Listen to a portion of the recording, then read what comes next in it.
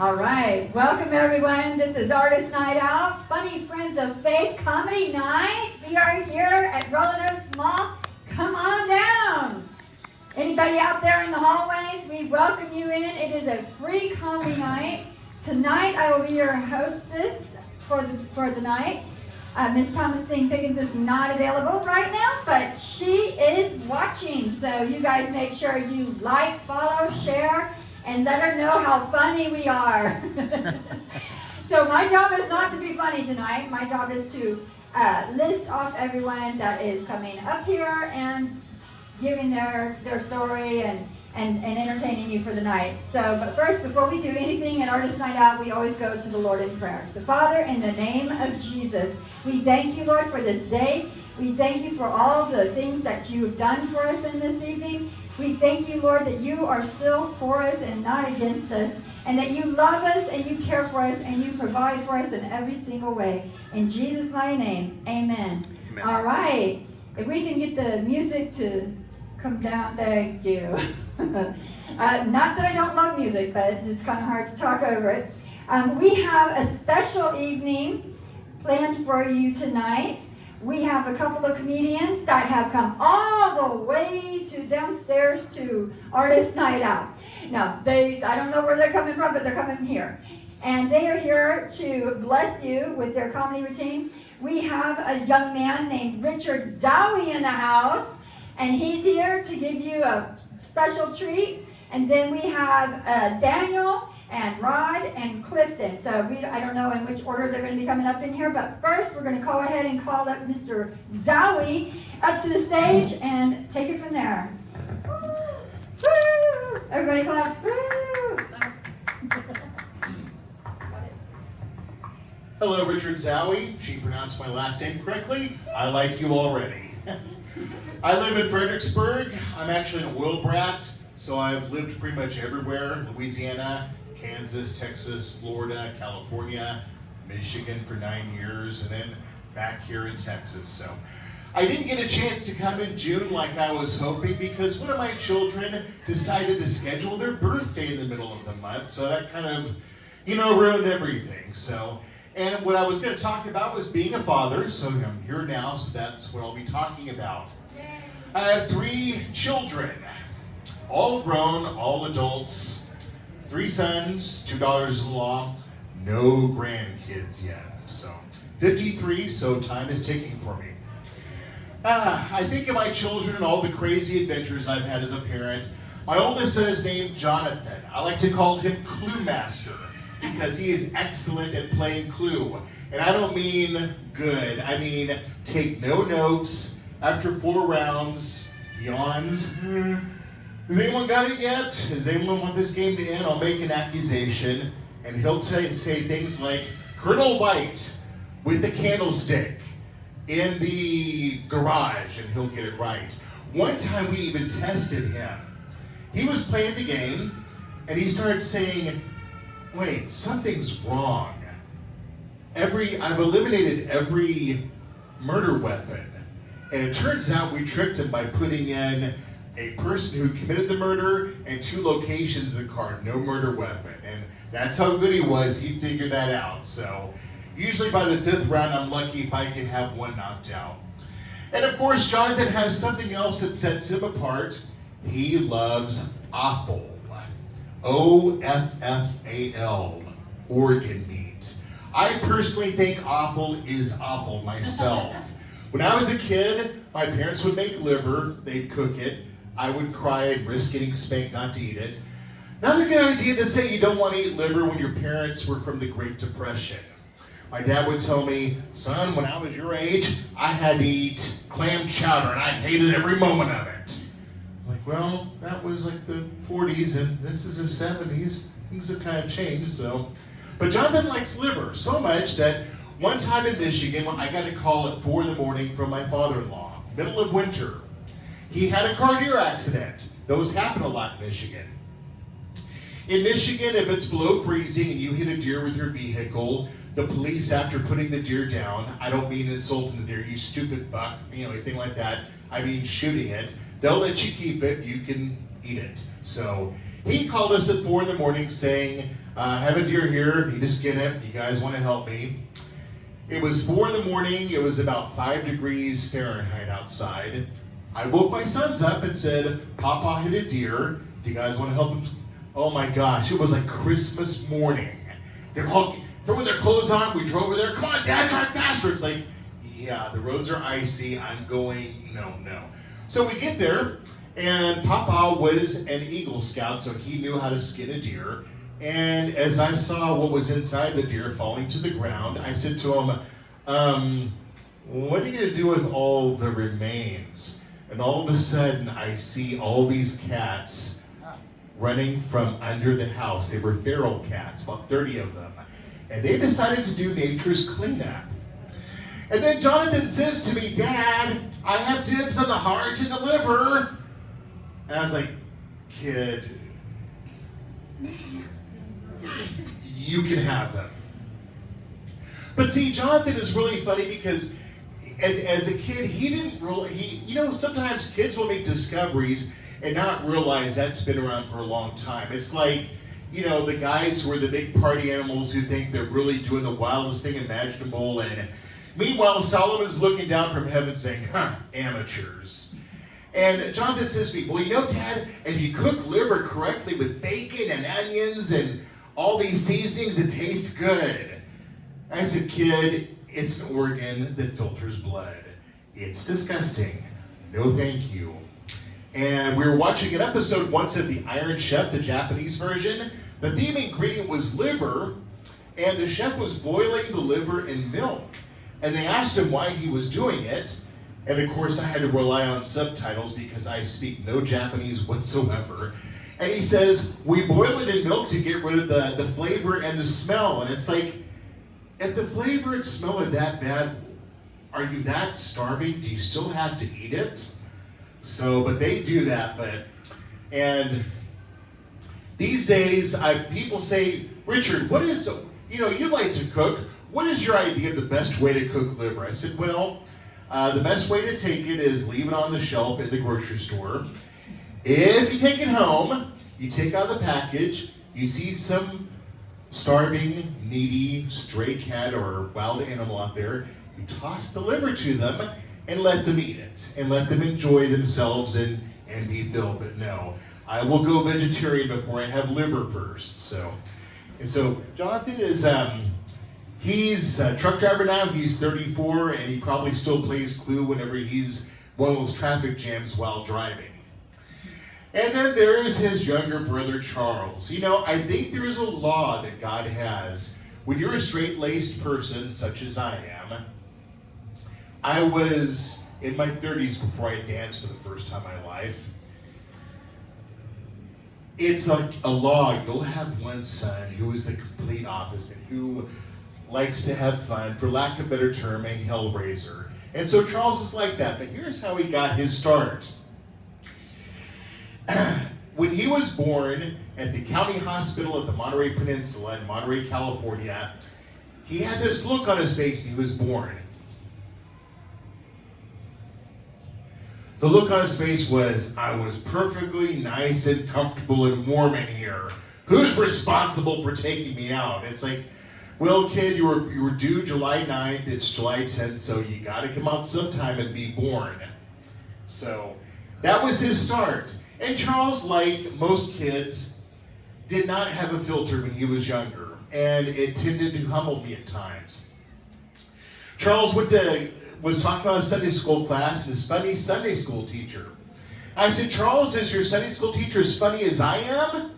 Oh, no, Dad. He's much funnier than you are. I was like, oh, well, there goes your chance of inheriting any money from me. You're out. And then, of course, Charles hit his 7th birthday, and we were getting his birthday party ready to go. And I said, Charles, is there anything special you would like for your birthday? And totally serious, he says to me, Dad, for my birthday, I would like for you not to tell any jokes. So I guess back in those days, I should have looked at comedy as definitely do not quit your day job. And of course, Charles likes to do things that scare me to death. Once in Fredericksburg, they had this store that sells all these novelty foods, the kind you only eat when you're starving. They had bacon-flavored soda. He tried it. Ugh. Dad, you want the rest of this? And I said to him, not for all the tea in China. Charles bought caviar from H-E-B. I must confess I got curious, and we both came to the same conclusion about caviar. Overrated.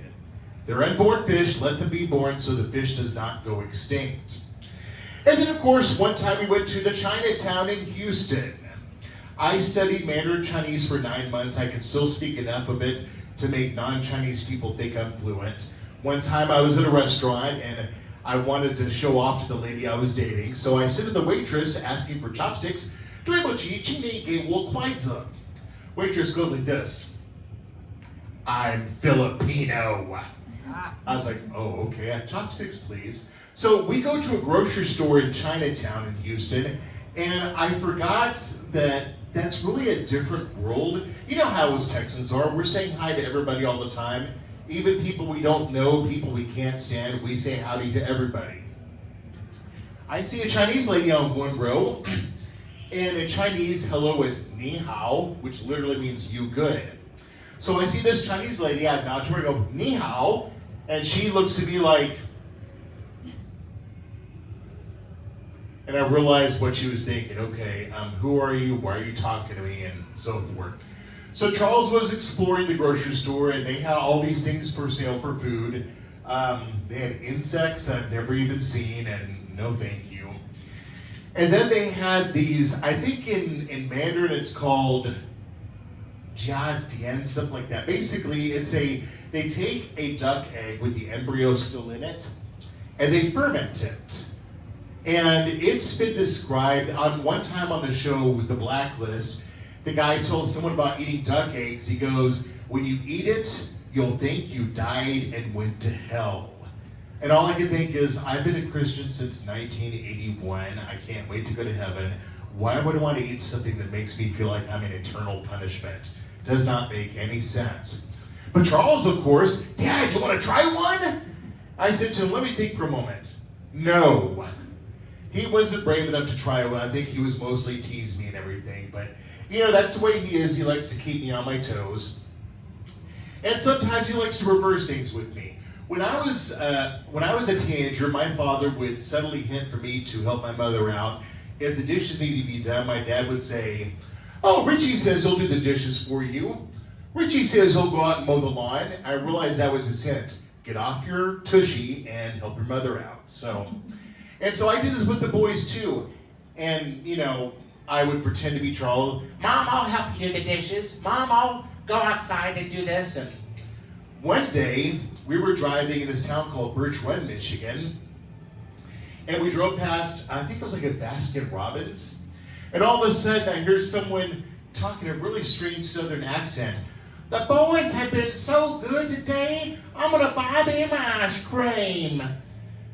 And I realized my son was referring to me, and I'm like, when did I start talking in a Southern accent? But by that time, I was laughing so hard, I thought, sure. And I'm like, yeah, we won't go to Baskin Robbins, but we'll go buy a couple of half gallons of Neapolitan or some flavor you like, and so forth. And then, of course, another time they decided to do that to me. I made the horrible mistake when they were younger of letting them know what my childhood fear was.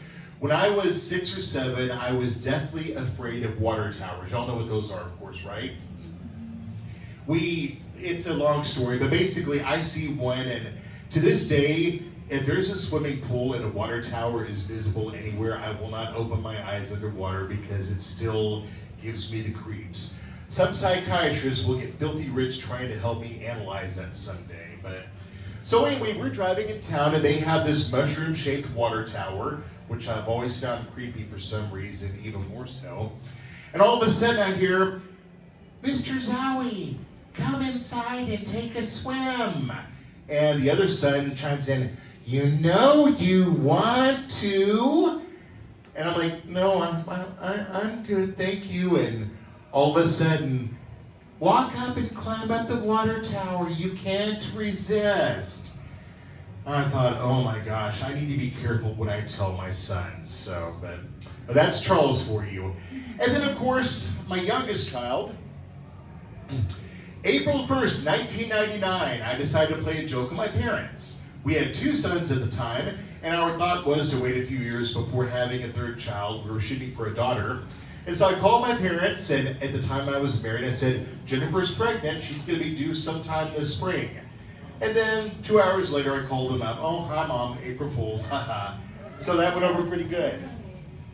And then in October 1999, my wife started feeling under the weather. Something that normally happens regularly did not happen. You ladies know where I'm going with this. And I thought, I think I know what this means. We go to the VA clinic. I was stationed at Lackland in the Army at the time. She goes, sees a doctor, comes out 30 minutes later and says, I'm pregnant. And it was a quiet ride home because we were totally not expecting that. And thankfully we were able to get insurance once I got out of the service. And so we decided, the doctor says your baby is due in mid-June. I'm like, I have a sister who, she was born on June 15th. We would like to memorialize her. Can we have the baby on June 15th? Doctor's like, yeah, sure, no problem. So we thought, we're having a daughter. On June 15th, we'll name her Kimberly after her late Aunt Kim. Oh, this was so wonderful. We knew we were going to memorialize my sister. And then my wife goes and gets an ultrasound to make sure everything's going okay. This was way before the days of gender reveal parties. I called her, I say, and beforehand we thought, okay, we're going to have a girl, Kimberly, but just in case it's a boy, let's pick a name. So we went with Robert after a close friend of mine. And so I said to her, so Jennifer, how's Kimberly doing? She goes, Kimberly is Robert. We're having another boy. And her family wondered, wow, don't you know how to do anything besides make boys? And it wasn't planned, so, you can't really, anyway. So Robert was born, and Robert was born in San Antonio, Texas. He is the only Texan in our immediate family. And he was so excited about going back to his home, the birthplace of San Antonio. I showed him Methodist Hospital where he was born. Robert, isn't this cool? You're born in Texas? Here's a hospital you were born in. And Robert's response to that was, Dad, I'm hungry. Can we go to Jack in the Box? No appreciation. I got stuck with being born in Louisiana. This kid was born in Texas, so that's just the way it goes. Well, Robert liked to be his maternal grandfather liked to tease him a lot. Ironically enough, his maternal grandfather's name was Kim, a man. That's kind of a weird story how that happened, but he liked to tease our sons. That was his way of toughening them up, which if you're a parent, you definitely, especially these days, need to toughen your kids up and get them ready and so forth. But Robert got mad at his grandfather one time for teasing him so much. So Robert, at the age of 6, says, Papa, you're not invited to my birthday party. And his grandfather got a laugh out of that and says, well, all these gifts I got for you, I guess I'll just have to donate them to charity instead. Robert thinks for about 5 seconds, like, I didn't think about that. He goes, okay, Papa, I've changed my mind. You're re-invited to my birthday party. And of course, one time I had to go get some food for the grocery store because we were having a family meal that night with my wife, her father, her stepmother, my kids, and or our kids. I get back, and her father is laughing hysterically. Kim was a very quiet man, mostly serious, and he was laughing so much I could tell that I could see the missing tooth that he had on the side of his mouth. That's how much he was laughing, and I thought, what's so I started laughing because it was funny that they were laughing. And then when I got done laughing, I finally said, what are we laughing about? And everyone started laughing again. And then, of course, Robert said something that made everyone stop laughing immediately. He said, stop laughing, it's not funny. And, of course, we all started cackling more. Here's what happened. His step-grandmother had to heed nature's call, didn't feel like it, and as a joke told Robert, Robbie, Grandma doesn't feel like getting up. Could you go use the restroom for me? And Robert didn't understand what she meant by that, so he went up and he used the restroom. So, kind of funny how that works, but Kids are pretty comical like that. Yeah. And of course, Robert, when he was 15, decided he started doing impersonations of things he saw. How many remember that Bugs Bunny cartoon where he gets kidnapped by Rocky and Muggsy? You remember that? The bank robbery? Yeah. And the main line Muggsy says is, "Okay, boys." Well, Robert thought this was funny and used it for his own amusement. "Robert, before you go visit with your friends today, you need to clean your bedroom." "Okay, boss." "Robert, you need to wash the dishes." "Okay, boss." "Robert, we need to talk about your homework." "Okay, boss." And then, of course, when that got boring, Robert decided to do Hulk Hogan impersonations, which meant every sentence ended with the word brother. "Is dinner ready yet, brother? I'm ready to go to church, brother. Are you going to pick me up at 3 o'clock at school today, brother?" So on and on and on. And then, of course, Robert showed, whereas his older brother's great at Clue, Robert's great at chess. I love to play chess, but I'm never going to be a grandmaster. And one time I was playing Robert, and I'm to the point now, Robert is now 26. Jonathan's 34, Charles is 28 as of yesterday. Robert turned 26 last month.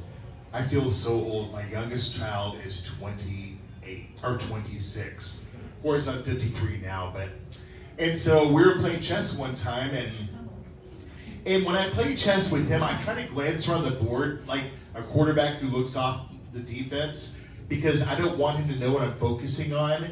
And as I was looking across the board, I'm like thinking, I'm 3 moves away from using my bishop to pin down his queen. I was thinking this. And all of a sudden he says, "Dad, you're using your bishop to try to pin down my queen, aren't you?" I'm like, "Really, kid?" These days, the only time I ever beat him is when he makes a careless mistake. I prefer playing my daughter-in-law because she hasn't learned chess yet, and she makes all kinds of careless mistakes. So I'm enjoying that while I can. And of course, he also liked to do Arnold Schwarzenegger impersonations. One time we were driving in San Antonio from Fredericksburg on I-10, and my sons often think I don't drive nearly fast enough for them. One time, just to amuse them, I figured we're in I-10 west of Kerrville, chances of a state trooper minimal. I hit 100 miles per hour for 10 seconds, said, "Happy now?" And then I went back down to the regular legal speed. And so Robert decided to motivate me to drive faster in San Antonio. We started going, "Come on, Dad, drive faster! Wow! Get to the chopper! Wow!" And I'm like, where exactly are the helicopters at right now? So, but yeah, he's a crack up. And of course, there's one person I want to brag on. That's my late father. I call him the original Richard Zowie. His first name was also Richard. He and I have different middle names, but my father was, and who remembers the Looney Tunes character Michigan J. Frog? Do y'all remember him? He was a frog that, "Hello, my honey, hello, my baby, hello, my ragtime gal." But whenever he was in public, "Ribbit." That was how Dad was. Dad was very quiet and serious in public. You could not, if you had offered him $1 million to get up here and talk to you guys for 5 minutes, he would have said no. That's how much he hated public speaking. But in private, it was a different story. We had just moved to Beeville, or this property outside of Beeville, Texas. We had about 1.5 acres. And the neighbor next door had this junkyard, had all this motley crew of associate stuff in there. My oldest sister, Sabrina, saw a broken toilet. We were building a fence to separate us from our neighbors. Good fences make great neighbors. And Sabrina's like, "Oh, that toilet over there is shattered. What happened to it?" My dad had just finished putting the nails in one fence post, looks at the toilet and goes, "Oh, someone probably ate too many beans." Sabrina, Misty, my other sister, and I looked at each other as if to say, did Dad just tell a joke? But it gets even better. A few years later, we were watching Jaws 3. That's the one where they kill Jaws by detonating the grenade in his mouth, and chunks of his teeth, his jaw, the flesh starts spewing everywhere. And of course, you foolishly think, okay, they've killed him this time. There will be no more Jaws movies. This is the third time they've killed him. So as the screen credits are rolling and you see Jaws dead, no jaw left whatsoever, my dad says, well, I guess if they make a sequel, they'll have to call it Gums. And again, we looked at each other. Did Dad just tell a joke? And then we laughed for 15 minutes, and it still makes me laugh today because it was hysterical. My dad also took advantage of the fact that I was very gullible in those days. Of course, when you grew up in the middle of nowhere in South Texas, it's hard not to be gullible. It's amazing the things in my 20s I had to learn that I had no clue about. And so one day we were driving through Poth, Texas. Does anyone here know where Poth is? Poth is about 50 miles south of San Antonio. It's in what I call the Slavic corridor. You have towns like Poth, Kennedy, Karn City, Zestahova, and the original Polish settlement in the U.S., Panna Maria. So a lot of Polish and Czech people down there. And in Poth, I noticed this one old meat market. Looked like it had been operating in the 70s, but was long gone. The paint was faded, the windows cracked, and it was long out of business. I said, Dad, that meat market went out of business. How can they not sell meat in this area of Texas? People love sausage. And I had just seen Texas Chainsaw Massacre. Yeah. And my father very somberly said, son, this city is where the Texas Chainsaw Massacre happened. There's a town on this Farm to Market Road. 3 miles down it is a house where it happened. That's where Leatherface lived. And he's in a mental hospital. They're flushing the evil out of his system, so he's now a good man. But because of that, no one would eat sausage in this town for the longest time because they always would ask themselves, is it really sausage or is there something else in it? And so don't tell anybody in the supermarket. It's very somber. They don't like to talk about it. And then, of course, when I became an adult and looked on Internet Movie Database, it said, Texas Chainsaw Massacre is a fiction movie based loosely on Wisconsin serial killer Ed Gein. Ha ha, Dad, you got me. Ha ha ha. Yeah. Crazy stuff. And, of course, my dad had two other things that were comical. Late in life, he and my mother started going to a Methodist church. These days, I'm a mixture of Baptist and non-denominational. I go to First Baptist Church in Fredericksburg. And so they were going to the Methodist church, and they were having this potluck afterwards. And it was funny because that day, my parents, it was their 40th wedding anniversary, and I had to let everybody know it was because my father and mother just did not like the spotlight. And so I told my dad, do I need to bring anything to the potluck? And he said something along the lines of, yeah, if you can, you want to, but just to remind you, son, Baptists will not be allowed into heaven unless they bring a covered dish. And even though that was a jab, I still thought it was funny. And of course, we had chickens a couple of times when I was a kid. And of course, it was fun because the roosters would attack me, and I'm like, I'm not trying to date your hen. I'm not attracted to your hen. I'm just trying to collect the eggs, feed you guys, and give you water. It's 110 degrees outside. You'll appreciate the water. And they got chickens again when I was away at college, and they were doing it pretty much for eggs. They were all hens. And my father told me, yeah, we have 12 hens, and they went through a period where they just were not laying eggs. And he said, I decided to motivate them. And so I went outside and I said, ladies, if I come back tomorrow and there's no eggs, and he said, son, the next day, 14 hens laid 35 eggs. Of course, it probably wasn't, but the way he said it was funny. But yeah, and my father was he was a very humble even to the end. When I knew his time was up or about to be up, I was getting to do a eulogy for him. And my sister said, no, Dad specifically requested no memorial, no funeral service, nothing. So his way of reasoning was, I came into life as an unknown. That's how I would like to leave. So, and at 53, father of 3 kids, some things I've learned. One, you suddenly become an expert on how you should do things as a parent when your kids are adults and no longer live in the house. So, this information would have been really good 20 years ago when I made every imaginable mistake. I remember when my oldest son was into Pokemon, he would love to watch that. And I was always concerned about him doing that because I used to listen to one guy on the radio. I won't dignify him by saying what his name was, but basically he would say on the radio about how evil Pokemon was. And I bought into that, so I was like, no, I don't want you to become a Satan worshiper. And so looking back, I think, oh dear gosh, what was I thinking? But so you learn what to do as a parent, and I tell my kids, another thing about being a parent is that no matter how old your kids are, you never stop worrying about them. You know, it's always two of my sons ride motorcycles. I'm always worried something will happen. So that never stops, but you have to let them live lives, you know? And of course, the other thing I've learned, being an uncle, and I became an uncle when I was just shy of 14, and I was an uncle for 11 years before I became a father. Being an uncle is not the same thing as being a parent. I've learned that.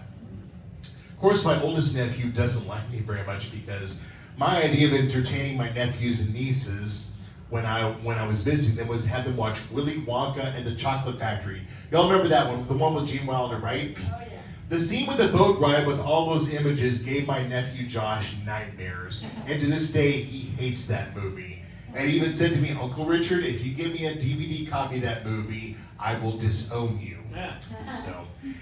So tonight, I'm hoping my sons like what I did. I'll be showing it to them on YouTube because I figure if I do a good job, I will have two things to look forward to in the future. A nursing home that's got air conditioning and nurses in it that look like Jennifer Love Hewitt. If that happens, I will be very happy. So, my name is Richard Zowie. I live in Fredericksburg. I work in broadcasting. I'm also trying to get more into public speaking. That's a very tough nut to crack. It's almost like trying to make it as an actor in Hollywood. Thank you very much for your time, everybody. Yeah. All right. Y'all give it up for one more time. Come on. It takes a lot to get up on this stage. Let me tell you. Here at Artist Night Out, we call this the